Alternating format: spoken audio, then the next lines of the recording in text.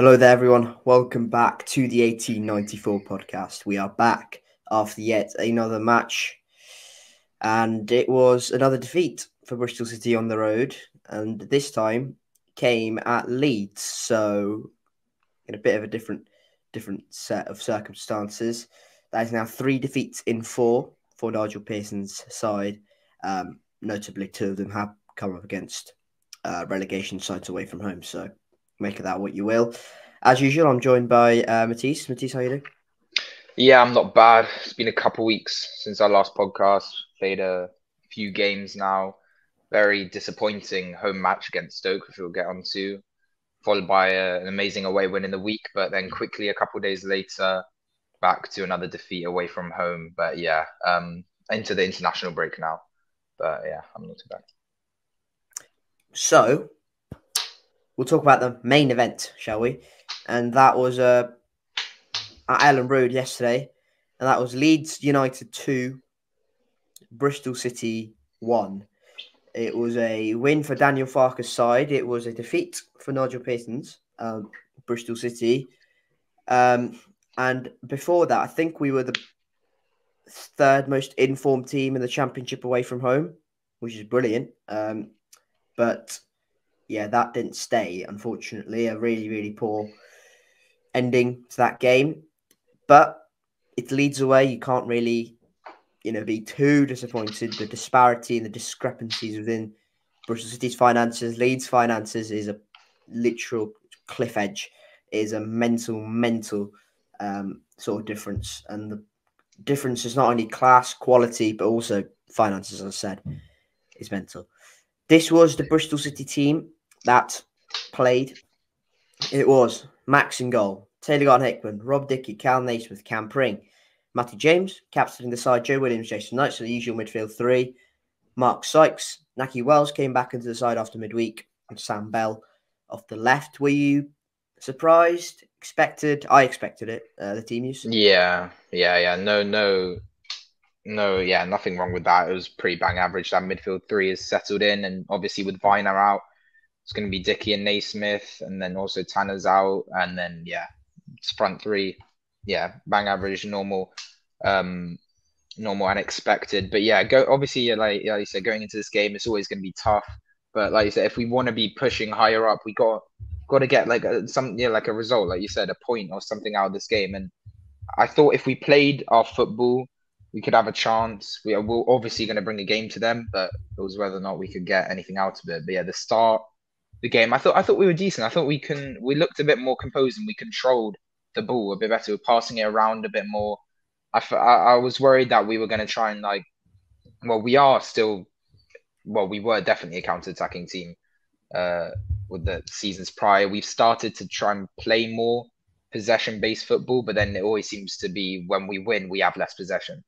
But I feel like today we tried to be on the front foot a bit more, which was good to see. But then there is a big quality difference, obviously.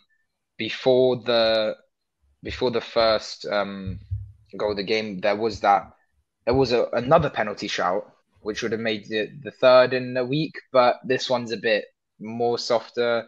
Looking on the replay, Seen them given. could be given. Yeah, given. exactly. Could have been given. But yeah. Yeah. Look, as you said, and also as I said, the quality difference is there, and it was never kind of set in stone that we were gonna, kind of fully compete with them. Unfortunately, we didn't get anything, and I thought it was a much better performance than Rotherham. And I was slightly worried if that Rotherham performance kind of carried on, we'd get battered, and we didn't. So, little wins, I suppose. This was the Leeds 11. Which is ridiculous, isn't it? Ilan Meslier in goal, Sam Byram, Pascal Strike, Joe Rodon, Archie Gray, who was brilliant, by the way. He's 17. He's ridiculous. All right, let's start with the... you know what I did for the last 11, where I just went £18 million, ex-Champions League winning. All right, let's start. Ethan Ampadu, who signed for £10 million in the summer. Glenn Kamara, who's played in the Europa League final with Rangers. Dan James, who was signed for 25 odd million from Man United.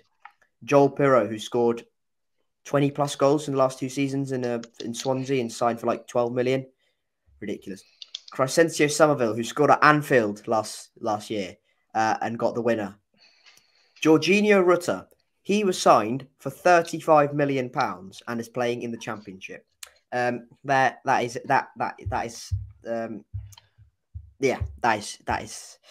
about all right. It's just the quality within that Leeds side is mental. And I don't think Bristol City had much of a chance, but we gave it a very, very good go. As you said, that penalty incident was there. We'll move on from there. We don't want to talk about penalties anymore. I will just literally, my blood in my brain will just pop out. Naki Wells went off injured in the 30th minute. And at this point, I went, oh, okay, 30 minutes in. Give Tommy Conway a go. Give him 70 minutes. See what he can do in 70 minutes. Brings on Harry Cornick instead. Yeah, and that's where my mind and opinion on Harry Cornick became a bit more solidified. But yeah, I thought that's why it was kind of an awkward moment for an injury and a substitute, because it was a decision whether 70 minutes is a bit too much for Tommy Conway, and I guess Pearson thought it was, and then brought Cornick on, and the whole game I just don't see what he really brings. There's no impact. It's just sloppy. The crosses, like they did a couple long throws, but that's literally all he has. That signing, in my opinion, is right now it's looking like a failure. But I would have brought him off, to be honest, in the second half and switched it around there. But yeah, it wasn't great at all. Yeah, in that first half, I talking about Archie Gray. Yeah, he was brilliant. I mean, he's my age and he's defending like that. Is brilliant. That's what our game plan for a lot of that first. We put it across the left hand side a lot to Sam Bell. We thought maybe he's a bit more unexperienced. Sam Bell can get on him well, but he defended really well and he held his own throughout the game. But yeah. Then before Archie Gray, by the way, is a midfielder. He's a central midfielder. And we saw this with Alex Scott. I don't want to make comparisons, but when you're 18, 17, 19, and you're playing regularly in the Championship in midfield, you're pretty good because you're dictating things. You're in like the hub of what everything goes on. You're playing against some top quality midfielders. And the way Leeds play, they play with 4-2-3-1. So they play with 2 holding midfielders, and they have Joel Pirro as their 10. So don't even play with 3 midfielders. So he's most weeks he's outnumbered. He's still running things. He's a ridiculous player. And due to injury problems, Leeds had to play him at right back. He was so good. He will play for England one day, I'm convinced. But yeah, sorry, go on. Isn't he a Scottish international? I hope not. Maybe. I heard something. He might be, but hopefully he gets convinced to play for England. Yeah, exactly. But yeah, even before the first goal, Leeds had a big chance on the left-hand side. It went through to Somerville, put a cross in, and I do not know how it's harder to miss. Hasn't gone in. It's harder to miss. Exactly. I'm sorry, but we're in the Championship, and I know it's not like one of the best quality leagues in the world, but that position, like in the Sunday League, you should... same bloke who was signed for 35 million, by the way, Jorginho Rutter, same bloke, 35 million, and he's missed that. Like, how do you? Yeah. That is mental. It's ridiculous. Yeah, we got let off there because it has come on the bounce, but it's just unacceptable. He's like a yard away from the goal less. He's so close, and he's missed that. I don't know how that happened. If you just look at the freeze frame, it's a joke. I'm gonna stick my neck out here and say that Harry Cornick would have scored that. And I agree. Right. Okay. No, he shouldn't be missing that. And kind of building on from that, Leeds arguably should have been 2-3-4-1 up by the end of the game, but also it could have very easily been a 2-2, The number of chances, very basketball-like. And as Cal Naismith said, we don't want the games to be that open all the time because we want to be defensively solid. We want to be, kind of compact and not allow teams much. Then Dan James scores for Leeds, and in all honesty, I'm going to be completely honest here, I can't remember what the goal looks like. Yeah, so Max O'Leary plays it to Knight, who's at the edge of the box. Yeah, I remember. All right, I remember. And Knight has, I don't know, it's a bit of a poor decision to maybe give it to him. Maybe should have just completely cleared it. But yeah, Knight loses the ball in our own box, is kind of our number 10. And then yeah, they get the ball, crosses it in. It comes off it's a deflection of a Leeds player, and then it falls to Dan James. And yeah, it's a good finish, but he shouldn't be getting in that position, and we shouldn't be letting that happen. But yeah, to go 1-0 down after, yes, they had some good chances, but I thought we weren't doing that bad. Yeah, it was a bit poor to let that go through and be given a chance. But yeah, quality. And also, I think the style of play Leeds are kind of deploying under Daniel Farker was evident there because they're high pressing, high energy, ruthless. They were ruthless then. But Bristol City did not kind of just allow to be rolled over. We were quite positive after that. And despite Leeds, having a few chances before halftime, a few big ones as well, like really, really big ones. Cal Naismith then gets the equaliser on the stroke of halftime. Is a ball in from Taylor Garner-Hickman from the corner down from the left-hand side. The beautiful ball in. Cal Naismith heads in. Very simple. Set piece, goal. Who knew? We talk about how long it's been since we had a penalty. I would very much like to know how long it's been since we scored a header from a corner, because it's been a very long time since that's happened. We have been really, really shocking on corners. Well, since Pearson has come in, really. So, good. I don't think we really massively deserve to be going in at halftime 1-1, but, take it, really. It's a good end to the half. And, yeah, halftime 1-1. Leeds would be a bit frustrated. Not to go 2-0 up, let alone 1-1. And, yeah, good end to the half. Yeah, definitely. It was a good time to score, obviously, right before the break, and kind of break their momentum a bit and get back into the game.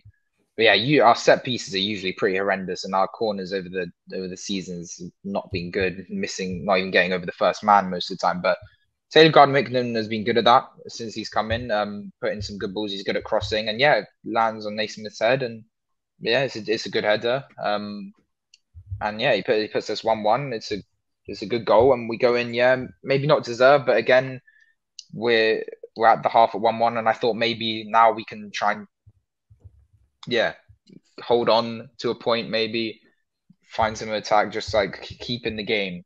But yeah, then it comes to the second half, and it takes them under 10 minutes. Mm-hmm. But yeah, I thought it was again, the whole game was quite relatively tight. They did dominate, but I didn't think they were.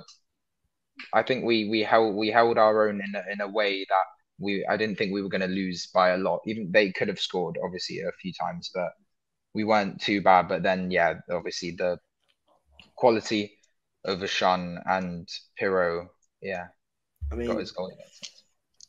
I mean, look, it's a brilliant finish from Joel Pirro, but brilliant finish in terms of placement. But Max O'Leary, like Christ above, it's a very look. I think we'll talk about Max at the end because we do have a lot of players we are starting to going. Are you really good enough? We'll talk about Max at the end. I'm sure we'll get some sort of balanced agreement. That wasn't good from Max. He's way too slow to react, in my opinion. And later on, he is incredibly lucky. He is so lucky because he's literally just given the ball to them, and good lot, literally just straight away giving the ball to them in a very, very, very good area. And thankfully for him, I think it's Rutter who's offside. He's literally just dropped the ball at Sam Byram's feet. It's ridiculous. But yeah, it's good from Glenn Kamara. It's good from Christian Somerville for Leeds. I don't really know what we can do in terms of dealing with that situation. It's really hard. So I think it's Mark Sykes trying to cover as well, and it's just not good enough from him. But he's not a right back. He shouldn't be, made to kind of defend against one of the best wingers in the Championship. Allows us to cut in. Glenn Kamara, he's got the composure, he's got the quality, he just feeds it into Pirro. Pirro, by the way, it should not be allowed that much time and space on the edge of the box. And this is a common theme now. We're allowing players way too much time and space on the edge of the box. Tyler Blackett, Mehdi Leris, now Joel Pirro. And we know what Joel Pirro can do. He scored against us quite a lot of times now for Swansea and for Leeds now. Really good player. He just bends it and just kind of curves into that corner. It's a good placed finish, but it doesn't have that much power on it. Like Max, his positioning's awful, and his reaction time is absolutely not good enough either. Tell me your thoughts on the goal, and then we'll talk about Max at the end. Yeah. Just another poor goal to concede. Like you said, he shouldn't be given that much time, and it just seems like from that position, he releases the shot, it goes through Naismith's legs. I think maybe you could argue Max O'Leary had less time to see where the ball is, but you're right, it was too far to the right, his positioning, and still it was a very weak shot. It didn't come with a lot of pace.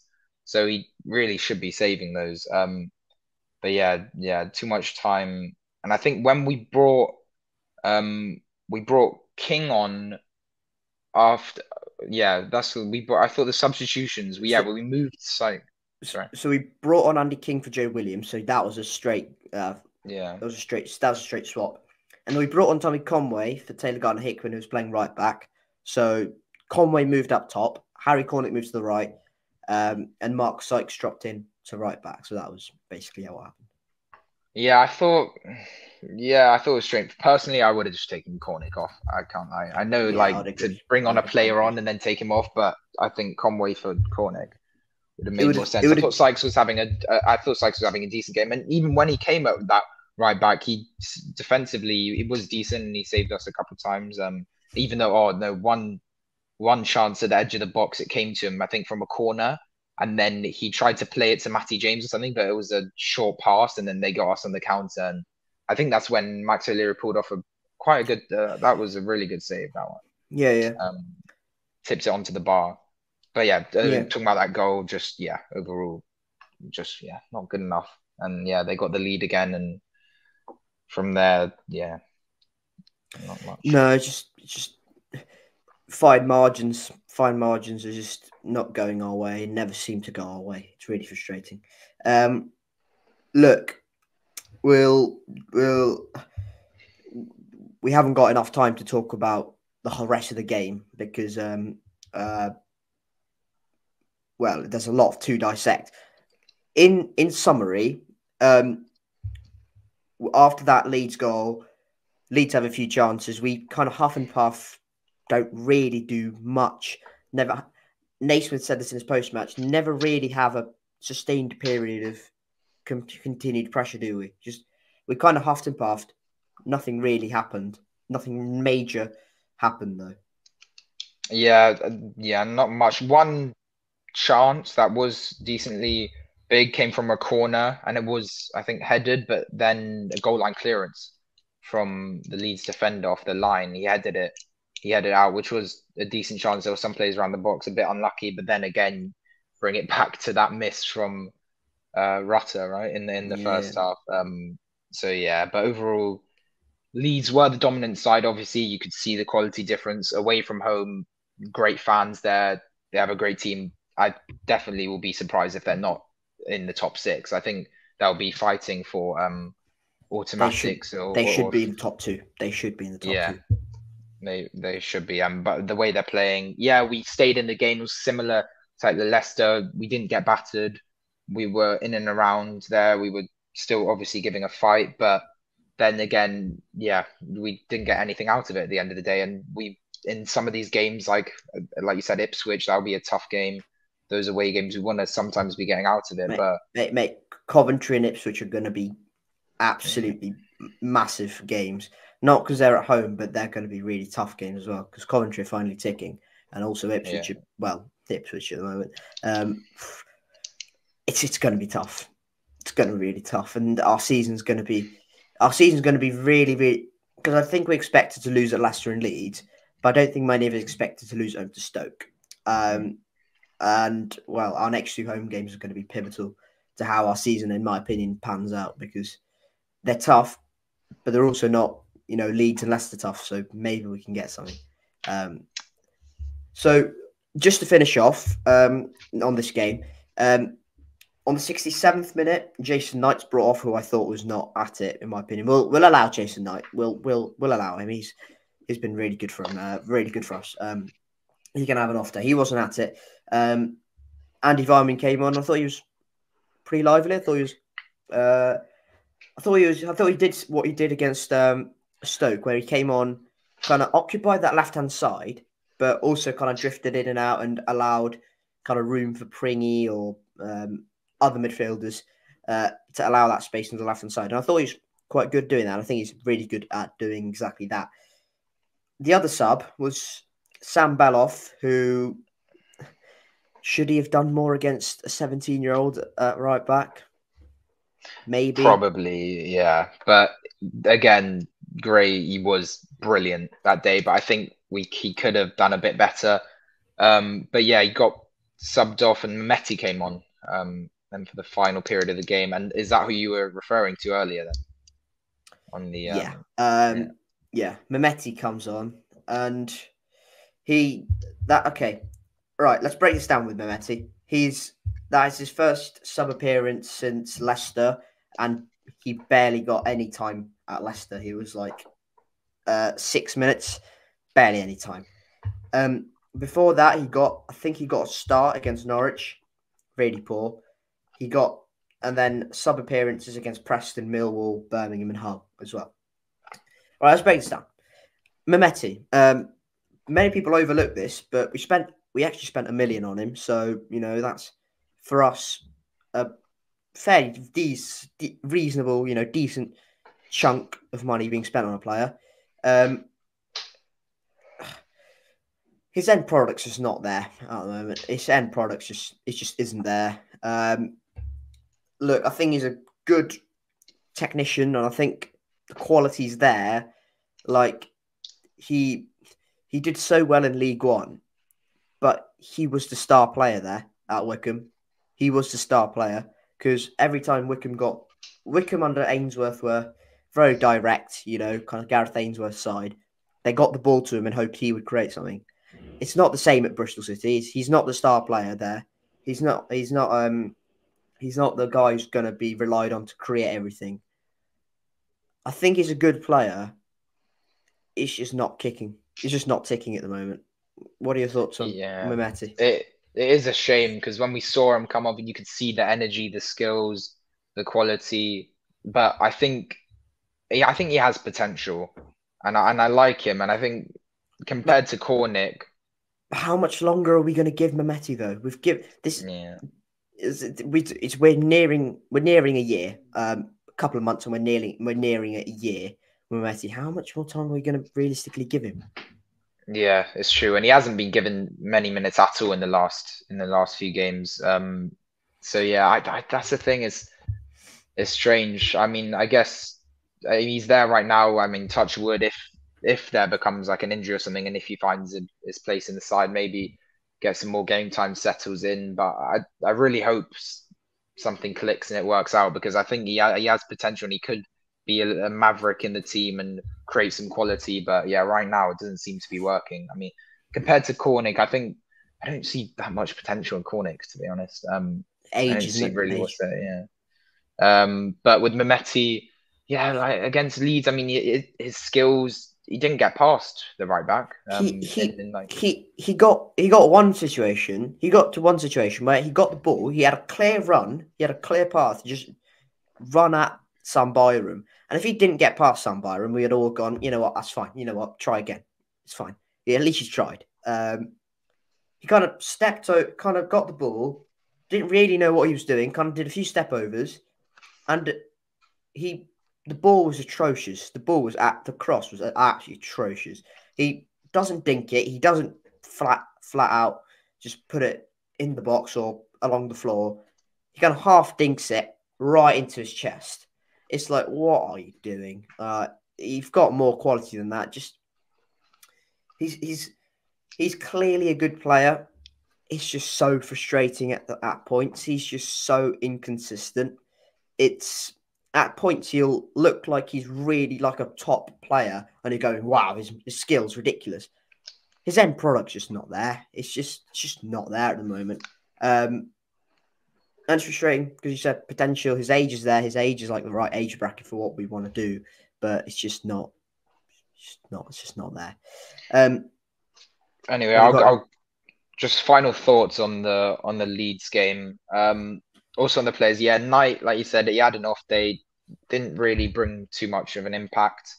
Also, yeah, shame for Wells to go off. I don't think it's going to be that bad. So hopefully, maybe we'll see him. I think he should be fine for Coventry, but we'll see. It's international break, so I think he should be all right.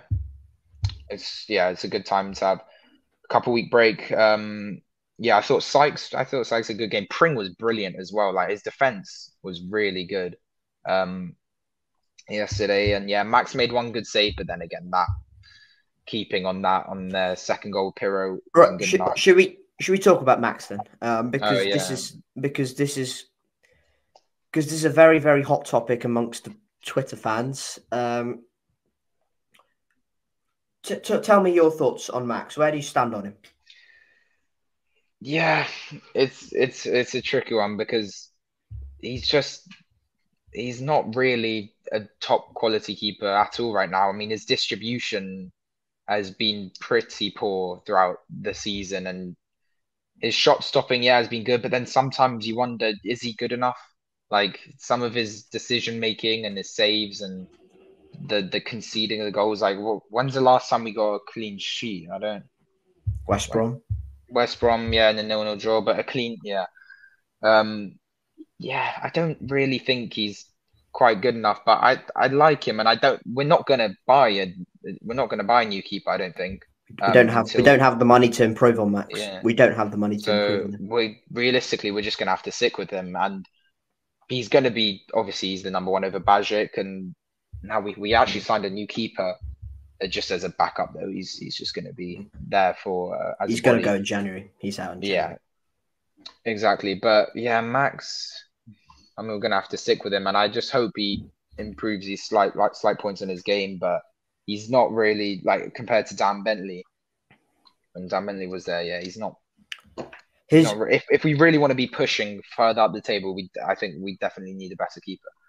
There's no point comparing him to Dan Bentley, I don't think, because we've moved on. Bentley was sold nearly a year ago now, so there's no real point talking about him. And Bentley had a brilliant shot stopping record, but his everything else apart from his shot stopping was atrocious. His shot stopping is top end Premier League quality. Everything else is like League One level. It's not really. We need the kind of full package, and I think Max is a better all round kind of keeper. I don't think his shot stopping is as good. I don't think his kind of commanding of area is good. I think he's really confident with his kind of whenever they have a set piece where he's really confident in terms of getting the ball or just punching it. He doesn't really have any doubts, so that's good. But he doesn't fill me with much confidence, and that's a real worry.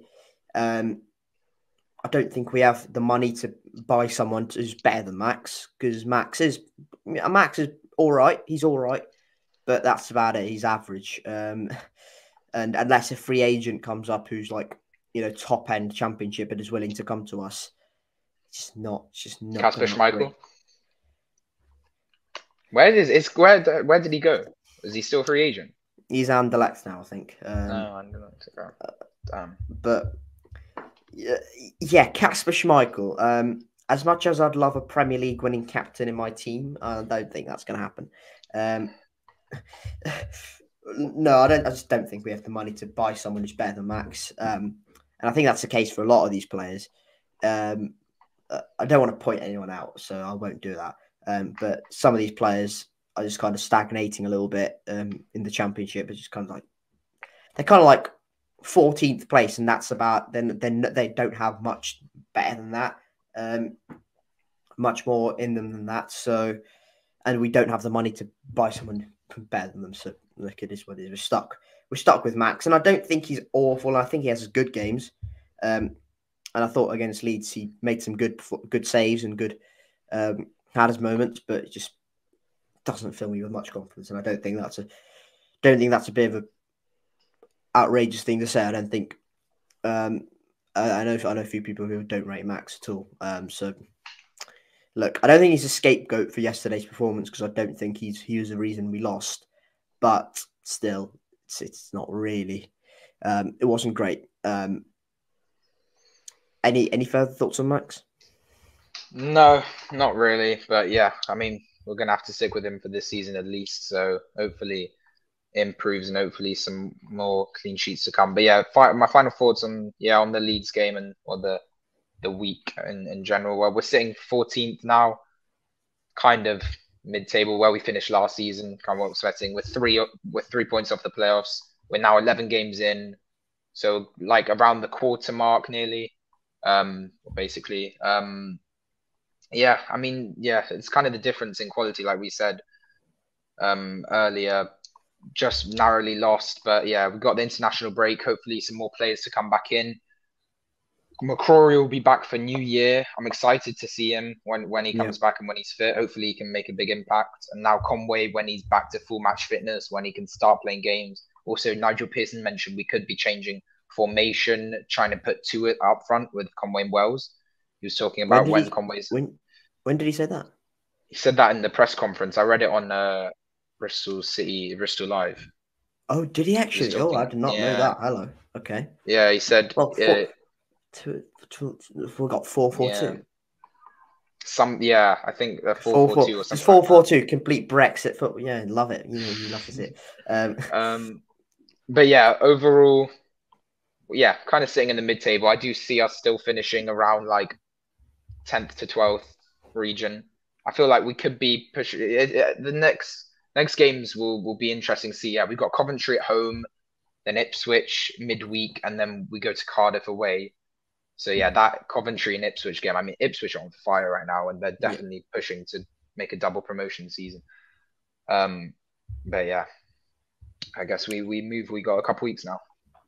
Yeah. So we'll be back after. No, just before Coventry. So we'll be back then for a preview podcast. Just final thoughts from me. I wouldn't say don't get too worried because it's not panic stations, but because we have played to the top boys in the Championship, it's always going to be hard to keep up with that. But it's not particularly ideal either. On the other hand, got to move. Coventry and Ipswich are going to be massive games. 4 points. Well, we'll see. We'll talk about that. We'll talk about that before. Before the games. It's a goodbye from me. Matiss, do you want to say goodbye? Yeah, it's been a pleasure. Thank you guys for watching, listening, subscribe, like all that good stuff. Watch us, listen to us on Spotify, follow us there. But yeah, thank you very much. See you guys. Thank you very much for watching, listening, and we'll see you later.